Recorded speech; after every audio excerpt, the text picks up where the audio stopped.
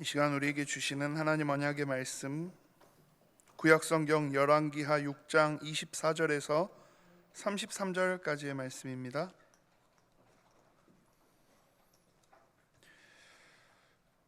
열왕기하 6장 24절에서 33절까지의 말씀 제가 봉독합니다.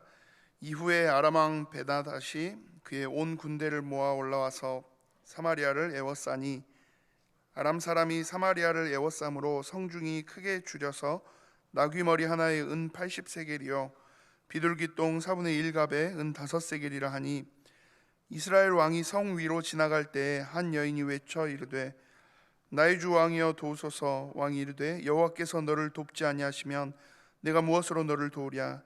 타작마당으로 말미암아 하겠느냐 포도주 틀로 말미암아 하겠느냐 하니라. 또 이르되 무슨 일이냐 하니 여인이 대답하되 이 여인이 내게 이르기를 내 아들을 내놓아라. 우리가 오늘 먹고 내일은 내 아들을 먹자 하매 우리가 드디어 내 아들을 삶아 먹었더니 이튿날에 내가 그 여인에게 이르되 내 아들을 내놓아라. 우리가 먹으리라 하나 그가 그의 아들을 숨겼나이다 하는지라. 왕이 그 여인의 말을 듣고 자기 옷을 찢으니라. 그가 성 위로 지나갈 때에 백성이 본즉 그의 속살에 굵은 배를 입었더라. 왕이 이르되 사밧의 아들 엘리사의 머리가 오늘 그 몸에 붙어 있으면 하나님이 내게 벌 위에 벌을 내리실지로다 하니라. 그때 엘리사가 그의 집에 앉아 있고 장로들이 그와 함께 앉아 있는데 왕이 자기 처소에서 사람을 보냈더니 그 사자가 이르기 전에 엘리사가 장로들에게 이르되 너희는 이 살인한 자의 아들이 내 머리를 베려고 사람을 보내는 것을 보느냐? 너희는 보다가 사자가 오거든 문을 닫고 문 안에 들이지 말라. 그의 주인의 발소리가 그의 뒤에서 나지 아니하느냐 하고 무리와 말을 할 때 그 사자가 그에게 이르니라. 왕이 이르되 이 재앙이 여호와께로부터 나왔으니 어찌 더 여호와를 기다리리요. 아멘. 어찌 더 여호와를 기다리리요 제목으로 박광주 목사님 말씀 주시겠습니다. 오늘도 하나님께서 우리를 주님의 전으로 부르셔서 주님께 예배할 수 있도록 하셨습니다. 또 여러 가지 사정으로 인해서 각자의 현장에서 함께 예배하시는 분들도 계시죠. 어떤 현장에서 우리가 예배하든지 하나님을 향한 그리고 말씀을 향한 간절함과 사모함과 청종함의 중요한 은혜를 누리는 우리 모든 성도님들 되시기를 바랍니다. 우리는 지난주까지 10가지 신앙의 발판, 우리의 믿음의 발판을 어디에 두어야 하는지를 또 기억해야 함을, 또 현실에 찾아오는 문제 속에서 우리가 낙심하지 않아야 될 이유들에 대해서도 말씀을 나눴었고요. 또 모든 문제와 상황 속에서 졸지도 주무시지도 않는 그 하나님께 실제적으로 구해야 되는 은혜를 우리가 누려야 된다는 말씀도 나눴었고, 또 우리를 큰 용사로 하나님께서 부르셨다는 말씀도 우리에게 주셨습니다. 그리고 현실에 찾아오는 모든 문제와 어려움 속에서 우리가 진짜로 바라봐야 될 것은 육신에 찾아와 있는 문제가 아니라 그 뒤에 있는 영적인 사실을 볼 수 있는 영적인 눈을 떠야 한다는 사실에 대해서도 우리가 말씀을 통해서 확인하였습니다. 오늘 말씀을 통해서 실제적으로 그것들을 가지고 우리가 진짜로 주님께서 주시는 그 믿음 앞에서 결단하며 하나님 원하시는 중요한 비밀들을 우리 현장 속에서 이뤄나가는 응답의 자리에 들어가는 모든 성도님들 되시기를 바랍니다. 인간의 본성이 언제 드러납니까? 사실 평상시에는 얼마든지 우리가 숨길 수 있습니다. 어려울 때, 힘들 때, 그리고 밑바닥에 직면하게 되면 그 사람의 본성이 드러나게 되는 것이죠. 만약에 저희 아내가 제가 운전을 하고 있을 때 저를 만났다면 저랑 결혼을 하지 않았을 것입니다. 근데 하나님께서 제가 결혼하고 나서 운전면허를 따게 하셔서 결혼도 하게 하셨는데요. 사실 그렇게 밑바닥에 직면한 상황이 아닌데도 불구하고 제가 드러날 때도 있지만 사실 많은 사람들은 밑바닥에 직면했을 때 자기의 진짜 모습이 드러나게 된다는 것입니다. 마찬가지로 우리의 믿음 또한 그렇다는 것입니다. 평상시에는 누가 믿음이 있는지를 잘 몰라요. 어떤 사람이 믿음이 있구나. 평상시에 우리의 모습은 항상 우리의 입의 말로 믿음을 고백하고 또 믿음의 선택을 하는 것처럼 보여집니다. 그렇지만 진짜 밑바닥에, 특별하게 우리가 생사를 오가는 밑바닥에 이르렀을 때는 그 사람의 믿음이 드러나게 된다는 것입니다. 그 사람이 진짜 예수 그리스도를 온전하게 믿었고 하나님 아버지께 온전하게 의탁하고 살고 있었는지 아닌지를 우리는 그것에서 볼 수 있다는 거예요. 우리 초대교회 성도들을 통해서 우리는 보지 않았습니까? 많은 초대교회 성도들과 교부들이 한 번만 너희가 예수 그리스도를 부인하면 풀어주겠다라고 하는 달콤한 유혹의 말을 로마 군에서 건넸을 때에 하나님께서 우리를 한 번도 부인하시지 않았는데 어떻게 내가 하나님을 부인할 수가 있겠습니까? 라고 하며 죽음을 선택하는 초대교회 성도들, 심지어는 그 당시에 그리스도인들 중에 순교하는 것이 거의 당연한 것이 되고 유행이 될 정도로 하나님께 실제적으로 자기의 목숨을 내어드리는 그런 일들도 일어났었다는 것입니다. 그래서 진짜 우리가 삶의 밑바닥에서 우리가 어떤 모습으로 어떤 결단을 하고 있는지가 진짜 우리의 모습이고 진짜 우리의 믿음이라는 것입니다.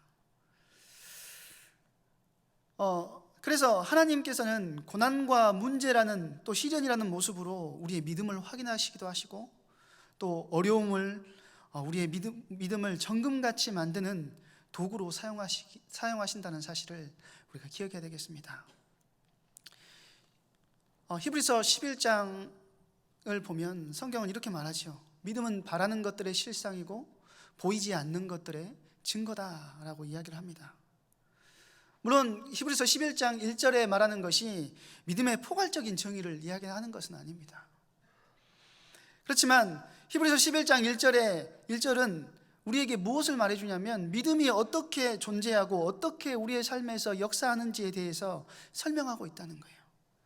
믿음은 우리가 바라는 것들이지만 그 바라는 것의 소유나 실현이 우리에게 아직 이루어지지 않았을 그때에 우리에게 발생하고 일어나게 된다는 것이죠.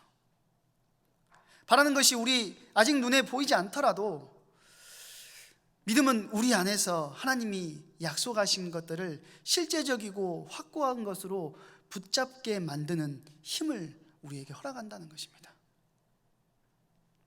믿음은 바라는 것들의 실상이고 보이지 않는 것들의 증거라는 말을 하면 세상 사람들은, 많은 사람들이 이 믿음에 대해서 오해하는 것들을 봤습니다.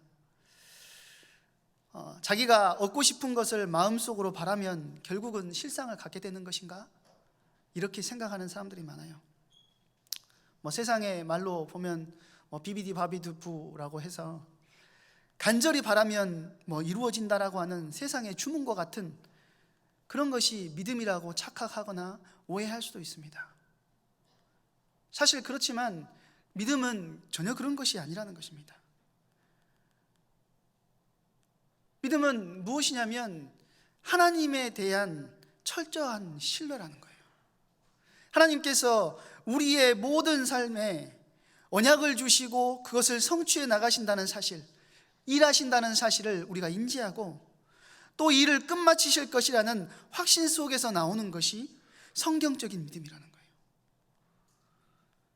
이것을 우리가 깨닫지 못하면 우리는 믿음의 길을 걸어간다고 하면서도 여전히 하나님께 우리의 삶의 자리, 나의 주인의 자리를 내어드린다기보다는 자신이 그 일을 이루어 가려고 하는 어리석은 행동을 하게 된다는 것이죠.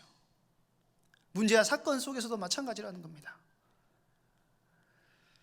오늘 본문의 내용, 우리가 말씀을 이제 한 절씩 풀어가면서 말씀을 볼 건데요, 하나님께서 우리에게 원하시는 믿음이 무엇인지, 그리고 우리에게 찾아온 문제 속에서 우리가 가질 것이 무엇인지를 생각하고 또 나는 어떻게 영적으로 결단해서 현장을 향하여서 영적으로 도전할 것인지 말씀 속에서 찾고 또 믿음의 시작을 하는 중요한 시간이 되시길 바랍니다. 오늘 본문은요, 지난주 본문의 바로 다음에 연결되어진 부분입니다. 사실 배장일 목사가 지난주에 이게 본문을 정했는데 제가 깜짝 놀랐어요. 왜냐하면 서로 이야기를 한 것도 아니고 제가 3주 전에 이 본문을 이미 정해놓고 있었는데 지난주 본문을 이렇게 뽑아놨더라고요. 예, 하나님께서 말씀을 더 편하게 전달하게 하시기 위해서 그렇게 하셨겠죠. 지난주에도 우리가 말씀을 나눴지만 하나님께서는 선지자 엘리사를 통해서 많은 기적과 이사를 이스라엘의 왕과 또 이스라엘 백성들에게 보여주십니다. 아람과 이스라엘의 전쟁이 계속되고 있었지만 아람의 작전은 늘 발각되는 것입니다. 왜냐하면 선지자 엘리사가 그 아람의 왕이 자신의 침실에서 한 말까지도 이미 다 알고 있었기 때문이라는 것이죠.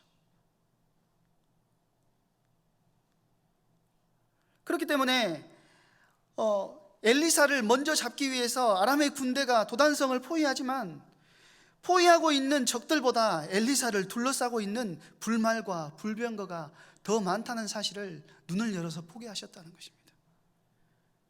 그리고 사마리아 성으로 데리고 가서 포위하고 있던 자들이 오히려 포위를 당하는 경험도 하게 하시는 것이죠. 이때 여호람 왕은 그 아람 군대를 다 죽이려고 하는데 엘리사는 그들을 무력으로 잡았다고 해서 어찌 그들을 다 죽일 수 있겠냐라고 하면서 물을 먹이고 음식을 먹이고 나서 그들을 풀어줍니다. 그리고 이스라엘과 아람 사이에는 잠깐의 평화가 찾아오는 것이죠. 이게 쭉 길었으면 좋았을 건데 그 이후에 일어나는 일이 오늘의 본문이라는 거예요.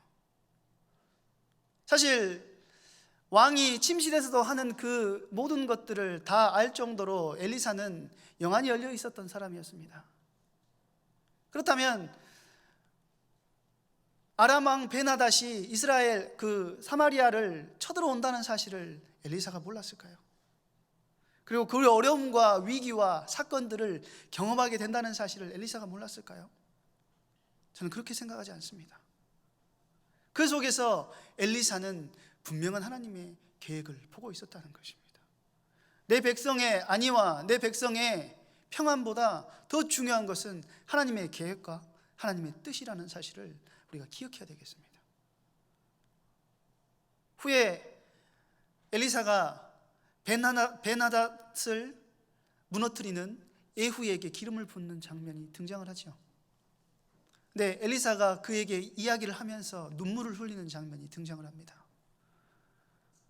왜 눈물을 흘리느냐? 예후가 이스라엘 백성들을 어마어마하게 많이 힘들게 하고 그들을 죽일 거라는 사실을 엘리사는 알았기 때문이라는 거예요.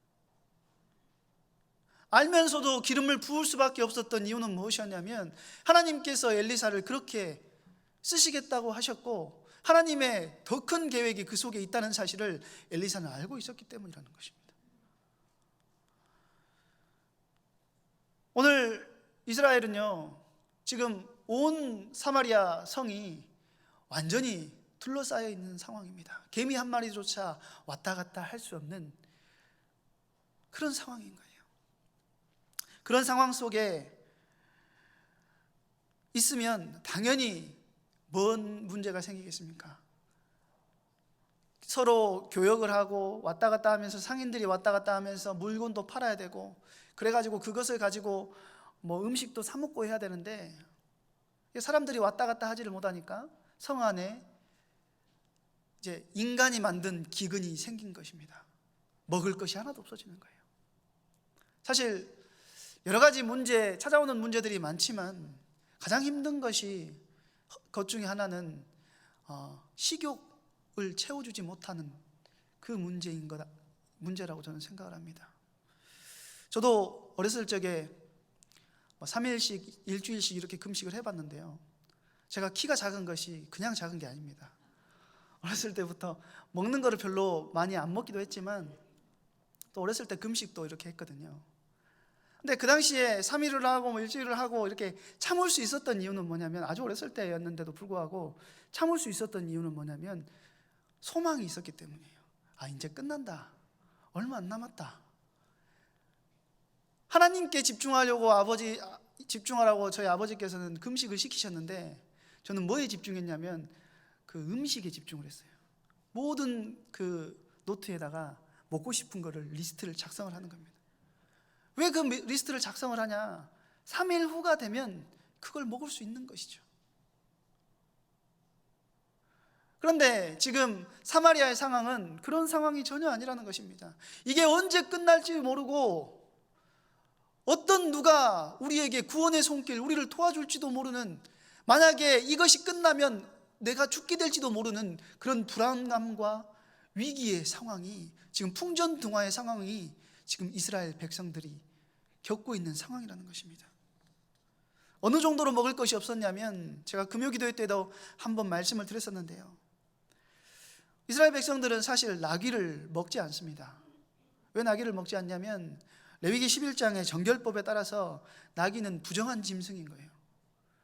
그래서 나귀 고기도 먹지 않는데, 이미 고기는 다 팔리고 없고요, 나귀 머리, 손도 대지 않던 나귀 머리가 지금 얼마에 팔리냐면 은 80세겔인 거예요. 은 80세겔이면 지금 성인 남자가 몇 달 동안 일해서 얻을 수 있는 돈이 은 80세겔입니다.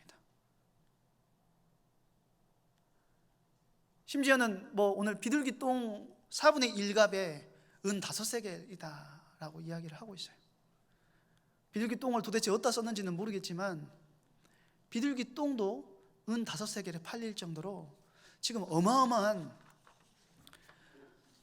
빈곤의 상태, 굶주림의 상태가 지금 지속되고 있는 상태라는 것입니다. 이런 이스라엘의 상태는요, 희망이 전혀 없는 상태였어요. 아무것도 할 수 없고, 아까 서론에 말씀드렸던 것처럼 인간의 진짜 모습, 본성이 드러나는 완전한 밑바닥의 상태가 이스라엘의 지금 상황이었다는 것입니다. 이 밑바닥의 상태가 현실에 지금 우리에게 닥쳐와 있는 현실의 우리의 모습과 비슷해 보이지 않습니까? 사방으로 우겨 쌓여 있는, 아무것도 먹을 것이 없고 구원의 손길을 얻으려고 해도 얻을 수 없는 북이스라엘의 모습이 현실의 우리의 모습과 닮아 있습니다. 이해할 수 없는 어려움 속에서도 하나님은 우리를 향해서 자신의 계획을 가지고 계시죠. 그리고 우리를 인도하시기를 원하십니다. 하나님은 이해할 수 없는 상황을 우리에게 허락하시면서 우리 믿음의 상태가 도대체 어디에 있는지 우리에게 보게 하시고 우리의 믿음을 끌어올리시는 방법을 사용하신다는 거예요. 어떤 현실의 모습이 지금 이스라엘의 상황과 비슷합니까? 크게는 코로나라고 하는 질병의 문제가 지금 1년 7개월이 되어도 사라지지 않고 있습니다. 이쯤 되면 나아지겠지, 1년 정도 지나면 괜찮아지겠지, 사실 1년까지도 생각한 사람은 없었을 겁니다.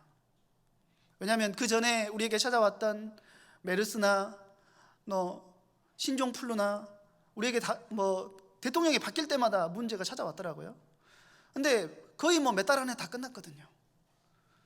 근데 1년 7개월 동안 이것이 지속될 줄은 우리는 전혀 상상도 하지 못했습니다.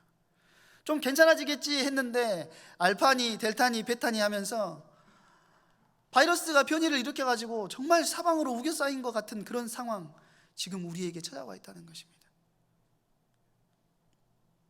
제가 오전에도 말씀드렸는데 작년에 교회 부목사로 청빙을 받았습니다. 근데 사실 저희 일권역의 성도님들의 얼굴을 다 아냐? 사실 모릅니다. 마스크를 다 쓰고 다니시니까 아는 분도 계시고 모르는 분들이 더 많은 것 같아요. 진짜 이게 마스크를 내려봐야 이분이 이렇게 생겼었구나를 알게 되겠지요. 크게는 이런 코로나의 문제, 우리에게 닥쳐와 있는 이 상황이 지금 북이스라엘 사마리아 성에 사방으로 우겨싸인 것 같은 그런 모습일 수 있고, 또 작게는 우리 개인적으로 봤을 때는 해결되지 않는 우리 경제의 문제, 또 계속해서 찾아오는 질병의 문제, 우리 가문에 내가 하나님을 믿는데도 불구하고 해결되지 않는 영적인 문제들이 우리를 흔들고 우리의 믿음을 흔들 때가 너무나도 많고, 그것이 사방으로 우겨싼 것 같은 우리의 모습과 같다는 것입니다. 이때에 우리에게 필요한 것이 무엇이겠습니까? 도무지 희망이 없고 해결되지 않는 것처럼 보이는 현실의 모습, 그런 비슷한 문제의 모습을 오늘 본문은 우리에게 담아내고 있는데, 이때에 우리가 무엇을 해야 되고 우리에게 무엇이 필요하겠느냐는 것이죠. 우리에게 진짜 필요한 것은 하나님을 신뢰하는 것, 그리고 승리를 약속하신 것을 기다리며 언약을 붙드는 것이 우리에게 진짜 필요한 모습이라는 거예요. 제가 말씀을 준비하면서 신앙생활이라는 것이 도대체 어떤 것일까를 좀 고민을 해봤습니다. 저희 시간이 많이 있었기 때문에 묵상할 시간이 굉장히 많았거든요. 신앙생활은 제가 묵상하면서 느꼈던 게 기다림이다라는 생각을 했습니다. 구약의 성도들은 약속하신 여자의 후손, 오실 메시아를 기다리는 그런 신앙생활을 했어요.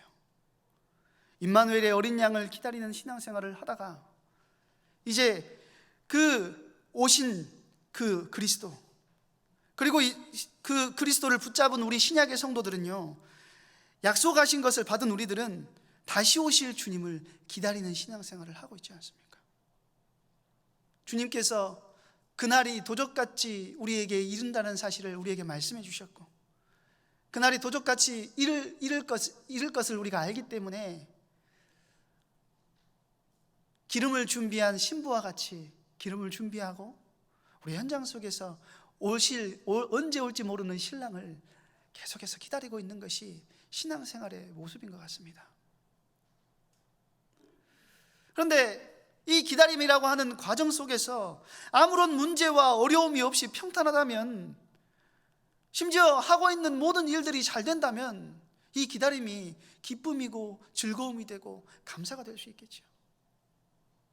그런데 이 기다림을 매일매일 우리의 신앙의 모습 속에서 살아가고 있는데, 어려움과 문제가 찾아오고 낙심거리와 근심거리가 찾아온다면 이 기다림 자체가 힘들어지는 것은 물론이고, 이 약속이 진짜인지 가짜인지 약속 자체에 대한 의심을 하게 된다는 거예요. 불신앙이라는 이름으로 약속 자체에 대한 의심을 하고 흔들리고 넘어지게 된다는 것입니다. 성경의 하박국 선지자도 이와 같은 모습을 하고 있지 않습니까? 하나님의 선택받은 백성이지만 하박국서 1장에 보면 하나님이 바벨론을 들어서 남유다를 징계하시겠다고 말씀하십니다. 하박국 선지자는 도저히 이해가 안 된 거예요. 아니, 하나님께서 선택하신 백성이라고 유다를 놓으셔놓고는 우리가 비록 잘못하고 문제를 일으키고 실수를 했지만 어떻게 더 악한 바벨론을 들어서 우리를 무너뜨릴 수가 있습니까? 하나님께 하박국은 질문합니다. 그때 하나님의 대답이 뭐였냐면, 악한 바벨론도 언젠가는 하나님께서 심판하시고 남유다를 회복시키는 은혜를 주실 것이다 라고 말씀하시죠. 그런데 문제는 뭐였냐면, 이 회복의 약속이 언제 이루어질 것에 대해서는 하박국에게 말을 해주지 않는다는 것입니다. 기다림이라는 시간표를 하박국에게 허락하셨다는 거예요. 하박국 2장 3절에는 이 묵시에 정한 때가 있나니 그 종말이 속히 이르겠고 결코 거짓되지 아니하리라. 비록 더딜지라도 지체되지 않고 반드시 응하리라 라고 했습니다. 더딜지라도 기다리라는 것입니다.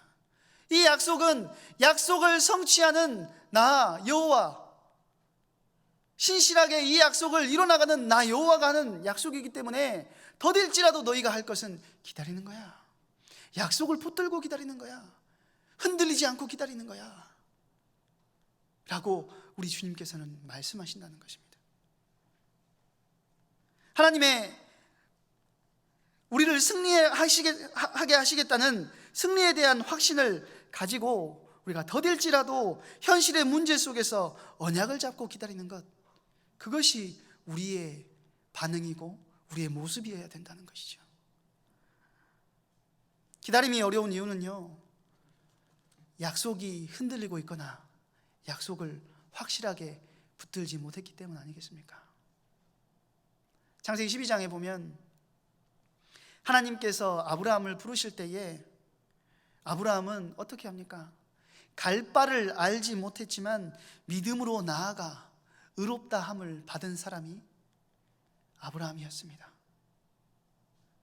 갈 바를 알지 못하고 믿음으로 나아갔지만 그 언약에 대한 확신이 부족해서인지 네 씨를 통해서 열방이 복을 받게 될 것이라는 약속을 받았는데도 불구하고 기다림이 길어지고 응답은 오지 않으니까 아브라함이 흔들리기 시작하는 것입니다.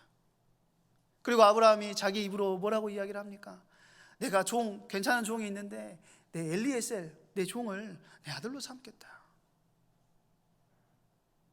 또 불신앙의 씨앗인 이스마엘을 생산해내지 않습니까? 그런데 그런 그 아브라함이 100세의 이삭을 낳은 후부터는요, 찾아오는 어려움과 문제가 더 이상 아브라함을 흔들지 못하는 거예요. 왜 그렇습니까? 이제 아들 주셨으니까 이제 하나님 말씀 잘 들어야겠다, 이런 거였습니까?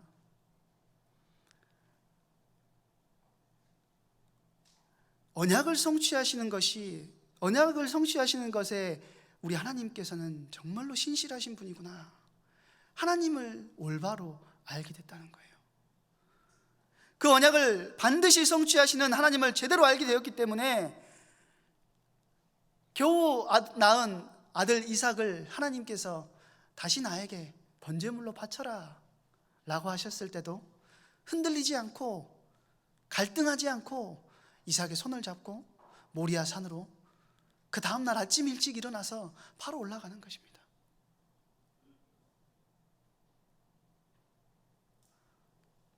왜 아브라함이 그렇게 올라갈 수 있었습니까?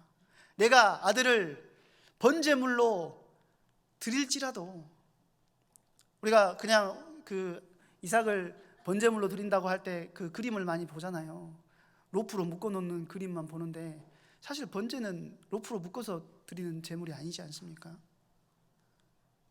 배를 갈라야 되고 피를 쏟아서 양쪽으로 각을 떠야 됩니다. 아브라함은 근데 그런 준비를 다 했다는 거예요. 왜냐하면 히브리서에 보면 뭐라고 이야기를 하냐면, 아브라함이 이삭을 번제물로 하나님께 드렸을지라도 언약에 신실하신 하나님, 자기에게서 난 씨 속에서 열방이 복을 받게 될 것이라는 분명한 그 언약을 이루실 것이라는 사실을 알고 있었기 때문에 아브라함이 죽일지라도 하나님이 살리실 것을 완벽하게 믿고 있었다는 것입니다. 우리가 얼마나 하나님을 아는가, 그 하는 것이 우리의 믿음이고 기다림의 믿음의 근본이 될 수 있다는 것입니다. 이것은 우리가 하나님을 안다는 것은 우리가 뇌로 하나님을 인지하는 것이 아니고 친밀한 교제를 통해서 체험적으로 하나님을 더 깊이 알아가고 교제하고 누리는 것입니다. 개인적으로는 인격적으로 친밀한 관계로 하나님을 아는 은혜가 있을 때에 우리는 문제와 상황 속에서도 언약 성취에 신실하시고 자신의 백성들을 반드시 승리하게 하시는 그 하나님의 은혜를 누릴 수가 있고, 그 문제 속에서도 승리를 기다릴 수가 있게 된다는 것입니다. 그렇다면 북이스라엘의 왕의 여호람에게 찾아와 있는 이 문제, 북이스라엘 백성들에게 찾아와 있는 이 문제가, 이 현실의 문제 앞에 그 이스라엘의 리더였던 여호람의 선택은, 여호람의 결정은 어떤 것이었습니까?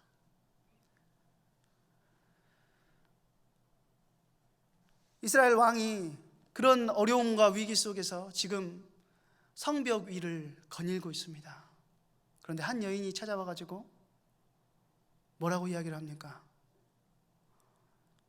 나를 도와주소서, 재판해 주소서 라고 이야기를 하는 것이죠. 그 여인의 말을 들어보니 이거는 도저히 너무 끔찍한 일들이 벌어지고 있는 것입니다. 갓난아이를 가지고 있는 두 엄마가 서로 이야기를 하는 거예요. 우리가 굶어 죽으면 이 아이들도 어차피 죽게 된다는 것입니다. 그러니까 오늘은 내 아이를 잡아먹고 내일은 너의 아이를 삶아 먹자, 이야기를 하는 것이죠. 사실 신명기 25장에 하나님을 떠난 백성들이 실제로 이런 문제를 겪게 될 것이라고 성경은 분명히 경고하고 있습니다. 그런데 북이스라엘에 실제로 그런 문제를 겪고 있는 것이죠. 그런데 오늘은 너무 배가 고프니까 이 아이를 진짜로 삶아 먹은 거예요. 이제 다음 날이 돼가지고 너네 아이를 삶아 먹어야 되는데, 사람이 화장실 들어갈 때 마음과 나올 때 마음이 다르다고 하지 않습니까? 이제 조금 배가 찼거든요. 그러니까 나의 배고픔보다 내 아이를 더 생각하게 되는 것이죠. 아이를 내놓으라고 하니까, 이제 삶아 먹자고 내놓으라고 하니까 아이를 못 내놓겠다는 겁니다. 그러니까 지금 아이를 먼저 삶아 먹은 여자가 왕에게 찾아와가지고 이 억울함을 풀어달라는 거예요. 그 아이를 내놔서 같이 잡아먹을 수 있도록 해주라는 것입니다. 얼마나 재앙의 큰 문제가 지금 이스라엘에 찾아왔습니까? 이 말을 듣고 여호람 왕이 자기 옷을 찢는 거예요. 그런데 오늘 본문에 보니까 왕의 속살에 무엇을 입고 있었느냐라고 하면 베옷을 입고 있었다라고 합니다. 성경에 보면 베옷은 그냥 아무 때나 입는 것이 아니고 언제 입냐면요, 하나님께 회개하고 겸비한 심령으로 나아갈 때 입는 것이 베옷이었어요. 사실 요람 왕은 우리가 너무나도 잘 알고 있는 악한 왕의 대명사인 아합의 아들입니다. 아합이 악한 왕으로 불릴 수밖에 없었던 이유는 뭐냐면 바알과 이세벨을 숭배하는 것에 최고 극고조를 달렸던 사람이 이 아합이었어요. 그런데 그 아합의 아들이었다면 가문에 흐르는 그 문제가 어떤 문제였는지 아시겠죠? 그런데 여호람 왕은 어렵고 힘든 나라의 위기 속에서 엘리사를 통해서 여호와의 기적을 많이 봤다는 겁니다. 그리고 엘리사가 나아만 장군의 문둥병을 치료하는 것도 봤어요. 또 아람 군대가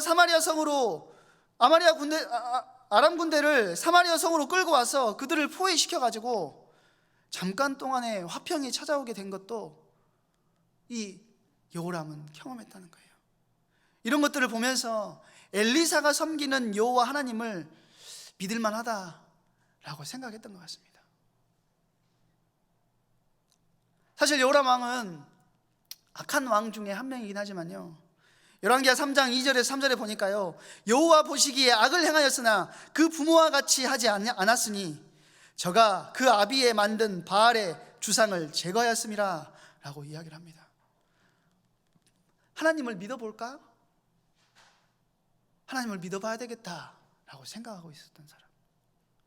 그리고 아비가 만들어 놓은 바알의 주상, 바알의 신상을요 다 찍어 없애고, 그러나 악한 왕이라고 불리는 이유는 무엇이냐면, 지난주에 그 배장일 목사님께서 말씀하셨지만 그 여로보암이 만들어 놓은 그 우상 숭배의 신전은 그대로 두었거든요. 그래서 악한 왕이라고 하나님께서는 말씀하고 계십니다. 어찌됐든지 간에 이 사람은 그래도 하나님 앞에 서보려고 하고 그래도 좀 겸비해 보려고 하는 그런 사람이었어요.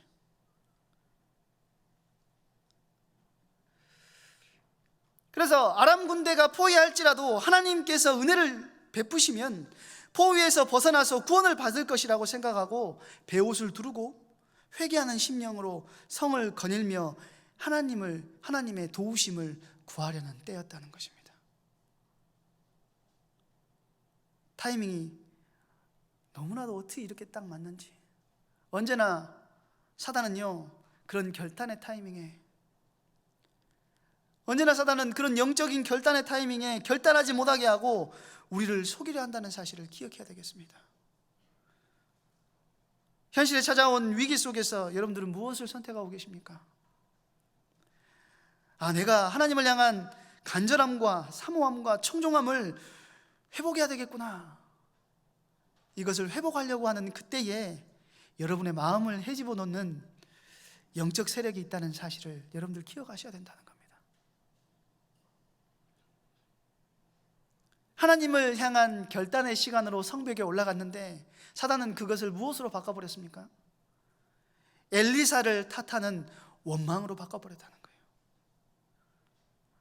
우리는 오늘 성경을 통해서 그 사실을 알 수가 있습니다.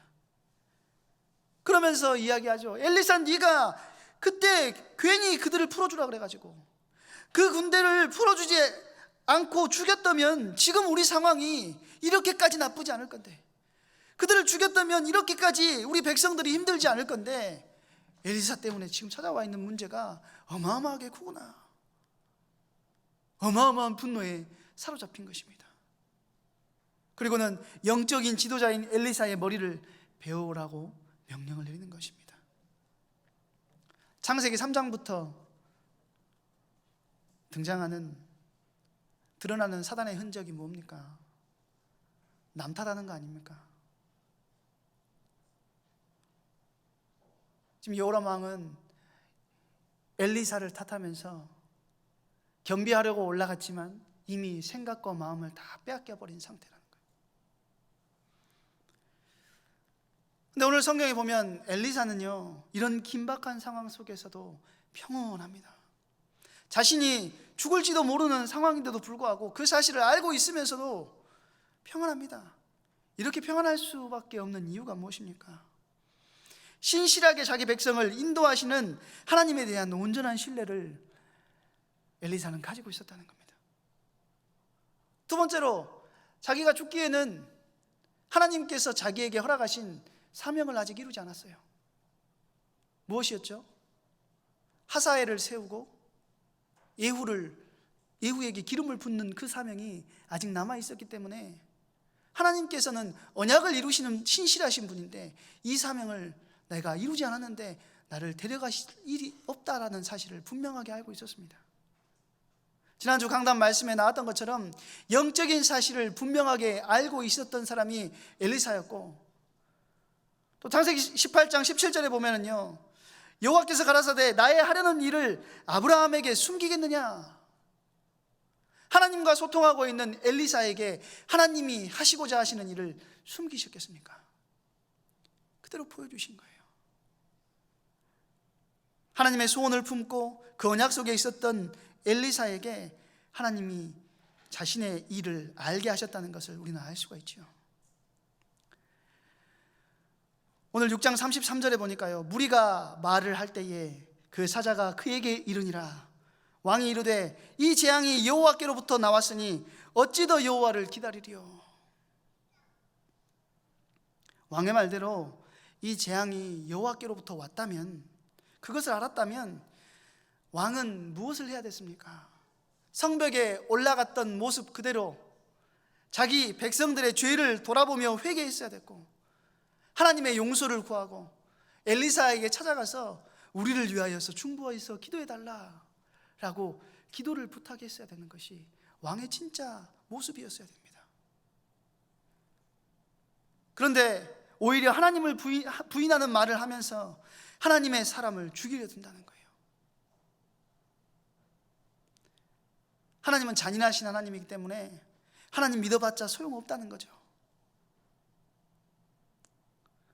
오늘 우리에게 영적 기다림을 방해하는, 우리의 영적 결단과 온전한 승리를 방해하는 믿음을 흐트러 놓는 그 불신앙을 제거해야 되겠습니다. 우리가 하나님 앞에 서지 못하게 하고 하나님의 능력 앞에, 믿음 앞에 서지 못하게 만드는 우리 안에 불신앙이 제거되는 그때에 하나님께서 우리의 삶에 중요하신 은혜와 응답들을 더 크게 열어나가실 것입니다. 혹시 여러분의 마음속에 어찌 더 여호와를 기다리리오라고 하는 마음이 일어난다면 여러분들 기억하셔야 됩니다. 주님의 때가 얼마 남지 않았다는 사실을 기억하셔야 됩니다. 하나님께서는 그 여호람의 어찌 더 여호와를 기다리리요 라고 말했던 그 다음 날 하나님은 역사를 일으키시거든요. 하루를 더 기다릴 수 있는 것이 믿음입니다. 여러분에게 현실에 찾아와 있는 그 문제 속에서 신실하신 하나님을 기억하며 그 하나님을 기다릴 수 있는 것이 진짜 믿음이라는 사실을 여러분들 기억하시기 바랍니다. 도저히 희망이 없는 사마리아에 하나님은 엘리사를 통하여서 구원을 선포하십니다. 나귀머리 하나에 은 80세겔하던 것을 이제 하루만 지나면 고운 가루 한 스아에 한 세겔, 보리 두 수아에 한 세겔로 판매될 것을 오늘 성경은 이야기를 하고 있습니다. 오늘 읽진 않았지만요, 7장 1절에 보면 엘리사가 선포하는 장면이 등장을 합니다.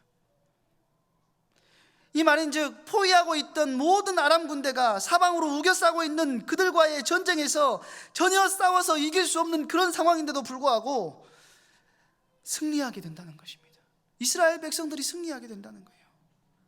어디에도 이스라엘을 도울 자가 없고 어디에도 방법이 없는데 하나님은 이스라엘 백성에게 그 전쟁이 너희의 전쟁이 아니야, 나의 싸움이야 라고 말씀하고 계신다는 거예요. 오늘 주님께서 이스라엘의 승리를 기억하며 우리에게도 동일하게 말씀하십니다. 너희가 능력이 없고 힘이 없더라도 상관없어. 그 싸움은 너희의 싸움이 아니고 나의 싸움이야 라고 말씀하고 계신다는 겁니다. 너희는 언약을 붙들고 언약을 성취하는 나를 붙들고 나를 기억하고 나와 함께하고 나의 승리를 기대하기만 하면 돼. 주님께서 우리에게 말씀하고 있다는 사실을 기억하셔야 됩니다.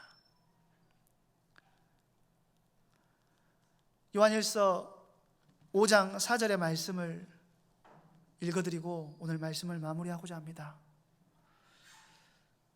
요한일서 5장 4절에 보면은요, 무릇 하나님께로부터 난 자마다 세상을 이기느니라. 세상을 이기는 승리는 이것이니 우리의 믿음이니라 라고 했습니다. 이번 한 주도 언약 성취에 신실하신 하나님을 깊이 체험하셔야 되겠습니다. 그리고 그 하나님을 누리고 영적인 결단하며 세상을 이기는 승리를 누리는 그 믿음을 회복하는 한 주 되시기를 주님의 이름으로 축원드립니다.